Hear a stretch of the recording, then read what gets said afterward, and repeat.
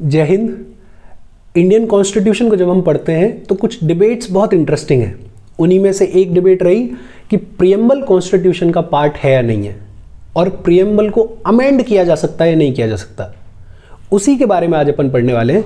देखो, कहानी शुरू होती है 1960 में। 1960 में एक केस आया, बेरूबारी यूनियन केस। अपने को पता है कि जब इंडिया का पार्टीशन हुआ और पाकिस्तान और ईस्टर्न पाकिस्तान बना तो पार्टीशन बड़ा वेगली किया गया। रेड क्लिफ साहब को बुलाया गया और उनको बोला गया कि आपको लाइन ड्रॉ करनी है, और उन्होंने एक बंद कमरे में बैठ के वेगली लाइंस ड्रॉ कर दी, बिना कुछ सोचे समझे, बिना फील्ड में गए लाइंस को ड्रॉ कर दिया, और उसकी वजह से बड़ा कंफ्यूजन क्रिएट हुआ। लिटरली ऐसे ऐसे केसेस देखने को मिले कि किसी का आधा घर पाकिस्तान में चला गया, आधा घर इंडिया में आ गया, किसी का घर इंडिया में आ गया और ज़मीन जायदाद पूरी पाकिस्तान में चली गई, और बाउंड्री बड़ी टेढ़ी मेढ़ी भी थी। और दिक्कत ये हुई कि ऐसी टेढ़ी मेढ़ी बाउंड्री, ऐसे केसेस जिनकी ज़मीन जायदाद इंडिया में है, घर पाकिस्तान में चला गया, इनको मैनेज करना बड़ा डिफ़िकल्ट था। टेढ़ी मेढ़ी बाउंड्री को मैनेज करना, डिफेंड करना, in comparison to straight boundary difficult होता है। तो उस समय के जो लीडर्स थे उन्होंने बैठ के बातचीत करके डिसाइड किया कि यार ये जो बाउंड्री है टेढ़ी मेढ़ी, इसको स्ट्रेट किया जाए। अब ये कैसे होगा? कुछ टेरिटरीज का एक्सचेंज करके। तो उस टाइम के अपने यहाँ के पंडित जवाहरलाल नेहरू और पाकिस्तान के फिरोज खान नून, इन दोनों ने मिलके एक नेहरू नून एग्रीमेंट साइन किया 1958 में, और इस एग्रीमेंट के तहत कुछ टेरिटरीज का एक्सचेंज किया जाना था, और वो एक्सचेंज क्या फैसिलिटेट करता? इस बाउंड्री को थोड़ा सा स्ट्रेट करता, और ये जो एडमिनिस्ट्रेशन है बाउंड्री का, उसकी वजह से थोड़ा सा इजी होता। ऐसा ही एक जगह थी जिसका नाम था बेरूबारी यूनियन, और ये बेरूबारी यूनियन पार्टीशन के बाद इंडिया को मिली, वेस्ट बंगाल के हिस्से में आई है। इस नेहरू नून एग्रीमेंट के तहत इस बेरूबारी यूनियन को दिया जाना था उस टाइम के ईस्टर्न पाकिस्तान को, आज के बांग्लादेश को। जब ये बात हुई तो प्रोटेस्ट होना शुरू हुआ, बवाल उठा, और लोगों ने सरकार पे सवाल उठाना शुरू किया और कहा कि सरकार के पास ऐसी कोई पावर नहीं है कि सरकार अपने कंट्री के किसी हिस्से को किसी और दूसरी कंट्री को दे दे। अच्छा, एक अपन आगे चलेंगे तो आर्टिकल पढ़ेंगे, आर्टिकल 143, सुप्रीम कोर्ट का एडवाइजरी जुरिस्डिक्शन। आर्टिकल 143 के तहत प्रेसिडेंट को ये पावर दी गई है कि प्रेसिडेंट सुप्रीम कोर्ट का ओपिनियन मांग सकता है दो मैटर्स में। एक, अगर कोई लॉ से रिलेटेड मैटर है, लॉ से रिलेटेड मैटर है, या फिर पब्लिक इंपॉर्टेंस का कोई मैटर है, तो प्रेसिडेंट सुप्रीम कोर्ट का ओपिनियन मांग सकता है। और दूसरा, अगर कोई प्री कॉन्स्टिट्यूशनल, कॉन्स्टिट्यूशन के बनने से पहले का कोई प्री कॉन्स्टिट्यूशनल ट्रीटी है या फिर इंगेजमेंट है, तो उसके लिए सुप्रीम कोर्ट का ओपिनियन मांगा जा सकता है। अच्छा, प्रेसिडेंट जब ओपिनियन मांगेगा तो इस केस में, पहले वाले में, पब्लिक इंपॉर्टेंस या फिर लॉ रिलेटेड मैटर में सुप्रीम कोर्ट को अगर ओपिनियन देना है तो दे, नहीं देना है तो मत दे। लेकिन इस केस में, दूसरे वाले में, प्री कॉन्स्टिट्यूशनल ट्रीटी या एंगेजमेंट वाले केस में, सुप्रीम कोर्ट के लिए मैंडेटरी है ओपिनियन देना, देना ही देना पड़ेगा। और जब ये बेरूबारी यूनियन पे प्रोटेस्ट होने लगे तो प्रेसिडेंट साहब ने सुप्रीम कोर्ट से ओपिनियन मांगा, और इस ओपिनियन में प्रेसिडेंट ने दो सवाल पूछे। पहला तो ये कि क्या गवर्नमेंट के पास पावर है अपनी किसी टेरिटरी को सीड करने की, और अगर है तो किस आर्टिकल के तहत है। आर्टिकल 3 पढ़ेंगे अपन आगे वाली क्लासेस में, और एक आर्टिकल 368 अपने को पता ही है, कॉन्स्टिट्यूशन को अमेंड करने की पावर। किस आर्टिकल के तहत अगर गवर्नमेंट को पावर है सीड करने की, तो किस आर्टिकल के तहत करेंगे। और बेरूबारी यूनियन केस में डिबेट शुरू हुई। गवर्नमेंट के अगेंस्ट में जो आर्ग्यूमेंट रखा गया, वो आर्ग्यूमेंट ये था कि प्रियम्बल में एक टर्म है unity of India. Unity of India मतलब गवर्नमेंट को ये राइट नहीं है कि वो अपने देश के किसी हिस्से को किसी और देश को दे दे। और गवर्नमेंट ने आर्ग्यूमेंट रखते हुए कहा कि प्रियम्बल में एक टर्म है सोवरेन, विच मीन्स कि गवर्नमेंट जो है वो सोवरेन है, उस पर कोई आउटसाइड कंट्रोल नहीं है, वो चाहे तो अपनी टेरिटरी को दे भी सकती है। और यहां से प्रियम्बल पे डिबेट शुरू हुई। हालांकि टेरिटरीज के केसेस में क्या हुआ है वो अगले चैप्टर में पढ़ेंगे अपन, लेकिन प्रियम्बल के ऊपर सुप्रीम कोर्ट ने बेरूबारी यूनियन केस में अपना ओपिनियन देते हुए कहा, पहली चीज तो ये कि preamble is not the part of the constitution. Preamble constitution का पार्ट नहीं है। हालांकि सुप्रीम कोर्ट ने यह कहा कि प्रियम्बल बेहद इंपॉर्टेंट है। अगर एम्बिग्युइटी होती है या इंटरप्रिटेशन का कोई सवाल आता है तो प्रियम्बल की मदद ली जा सकती है, हेल्प ली जा सकती है, लेकिन प्रियम्बल पार्ट नहीं है कॉन्स्टिट्यूशन का। एक डिबेट इस पार्ट पे हुई, एक बड़ी इंटरेस्टिंग डिबेट रही है 9th शेड्यूल के ऊपर। 9th शेड्यूल अपन ने पढ़ा है। 9th शेड्यूल में बेसिकली क्या है कि किसी भी स्टेट लॉ को या सेंट्रल लॉ को अगर 9th शेड्यूल में प्लेस कर दिया गया तो उस पे कोर्ट्स की जो जुडिशियल रिव्यू की पावर है वो खत्म हो जाती है, उसको जुडिशियली रिव्यू नहीं किया जा सकता। इसमें बहुत सारे केसेस आए, सज्जन सिंह केस, गोलकनाथ केस, और इस सीरीज में बड़ा इंपॉर्टेंट केस आया Kesavananda Bharati case. Kesavananda Bharati case 1973, Indian judiciary का सबसे इंपॉर्टेंट केस। एक चीज तो ये कि आज तक की सबसे लार्जेस्ट बेंच इंडियन जुडिशरी में अगर बैठी है तो वो बैठी है केशवानंद भारती केस में। 13 जजेस की बेंच थी, 13 जजेस की बेंच थी। और इस केशवानंद भारती केस का बैकग्राउंड ये है कि केशवानंद भारती एक प्रीस्ट, संत हुआ करते थे केरला के, और केरला में लाया गया केरला लैंड रिफॉर्म्स एक्ट, और इस केरला लैंड रिफॉर्म्स एक्ट के तहत केशवानंद भारती के मठ की बहुत सारी जमीन केरला गवर्नमेंट ने ले ली, और इस केरला लैंड रिफॉर्म्स एक्ट को रख दिया गया 9th शेड्यूल के अंदर। 9th शेड्यूल के अंदर रखने का मतलब यह है कि इसके ऊपर कोर्ट्स की जो जुडिशियल रिव्यू की पावर है वो खत्म है, इसको जुडिशियली रिव्यू नहीं किया जा सकता।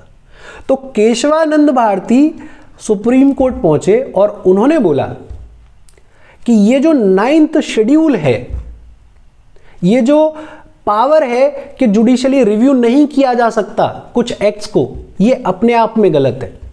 और उन्होंने आर्ग्यू करते हुए कहा कि कुछ चीजें कॉन्स्टिट्यूशन का बेसिक एलिमेंट हैं, बेसिक स्ट्रक्चर को फॉर्म करती हैं, उनके साथ में छेड़खानी, उनको चेंज नहीं किया जा सकता।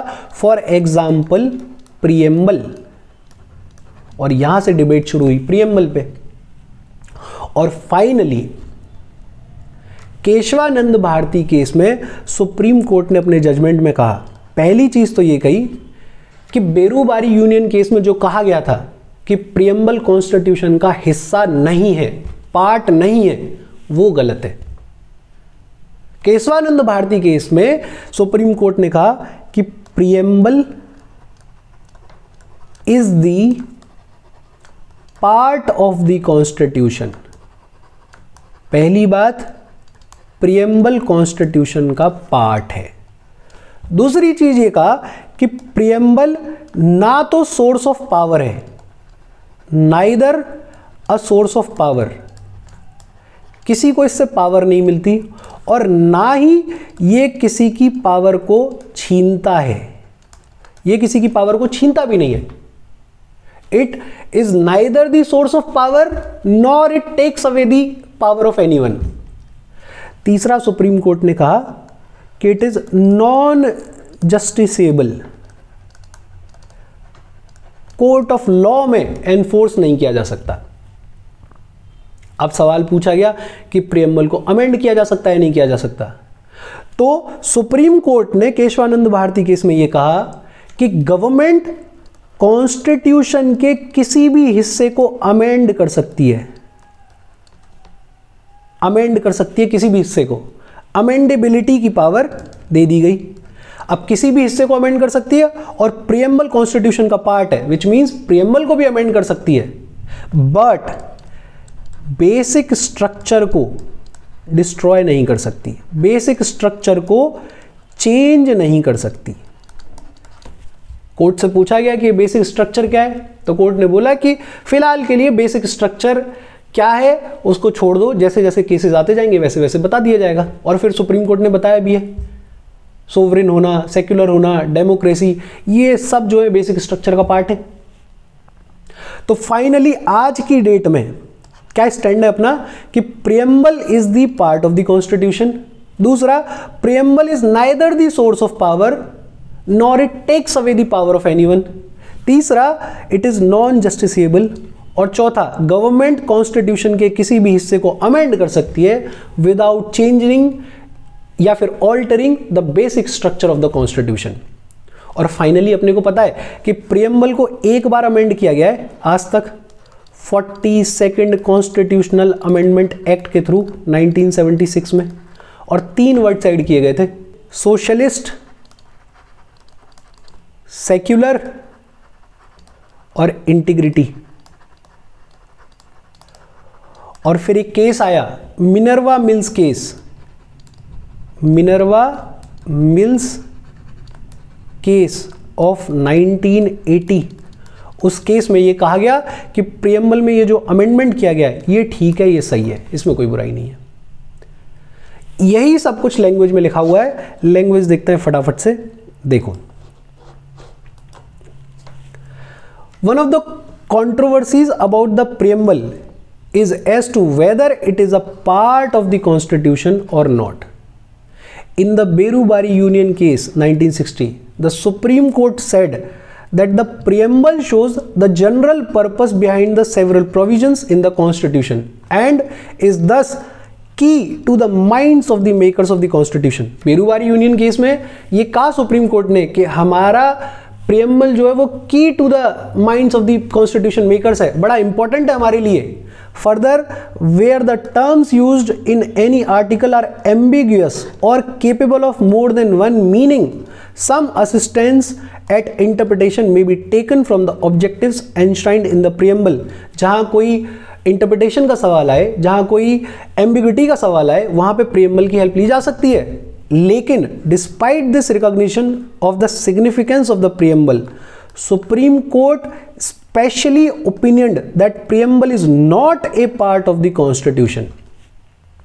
बेरुबारी यूनियन केस में सब कुछ कहा कि प्रीएम्बल इंपॉर्टेंट है, key to the minds of the constitution makers है, लेकिन फाइनली बोल दिया कि प्रीएम्बल कॉन्स्टिट्यूशन का पार्ट नहीं है। फिर आया finally Kesavananda Bharati case of 1973, और केशवानंद भारती केस में the supreme court rejected the earlier opinion and held that preamble is a part of the constitution. It observed that the preamble is of extreme importance and the constitution should be read and interpreted in the light of the grand and noble vision expressed in the preamble. आगे देखो, in the LIC of India case 1995, LIC of India case आया 1995 में, उसमें भी supreme court again held that the preamble is an integral part of the constitution. हालांकि LIC of India case से बहुत ज़्यादा फर्क नहीं पड़ता, क्योंकि केशवानंद भारती केस की जो बेंच है वो 13 जजेस की बेंच है, LIC ऑफ इंडिया केस की जो बेंच थी वो 2 जजेस की बेंच थी। लेकिन फिर भी LIC ऑफ इंडिया केस में भी ये कहा गया कि preamble is an integral part of the constitution. Like any other part of the constitution, the preamble was also enacted by the Constituent Assembly, but after the rest of the constitution was already enacted. भाई, और जिस तरह से जितने हिस्से हैं constitution के उनको जैसे इनेक्ट किया गया है, वैसे ही प्रीएम्बल को इनेक्ट किया कॉन्स्टिट्यूएंट असेंबली ने, लेकिन पूरा कॉन्स्टिट्यूशन बनने के बाद सबसे लास्ट में प्रीएम्बल को इनेक्ट किया गया। क्यों? The reason for inserting the preamble at the end was to ensure that it was in conformity with the constitution as adopted by the Constituent Assembly. क्यों ऐड किया गया लास्ट में? To ensure कि जैसा हमारा कॉन्स्टिट्यूशन है, जिन principles पे हमारा कॉन्स्टिट्यूशन बना है, वो सारे प्रिंसिपल्स प्रीएम्बल में दिखाई देते हैं एग्जैक्टली वैसे ही। While forwarding the preamble for votes, the President of the Constituent Assembly said, "The question is that preamble stands part of the Constitution." The motion was then adopted. In fact, जब preamble को पास करने की बारी आई तो Constituent Assembly के President ने कहा भी यही कि सवाल यह है कि preamble Constitution का पार्ट है, और उस मोशन को पास किया गया.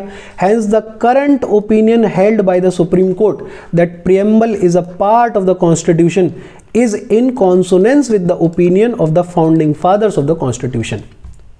मतलब आज का जो सुप्रीम कोर्ट का ओपिनियन है कि preamble is the part of the constitution, वो हमारे कॉन्स्टिट्यूशन मेकर्स के ओपिनियन के साथ जाता है.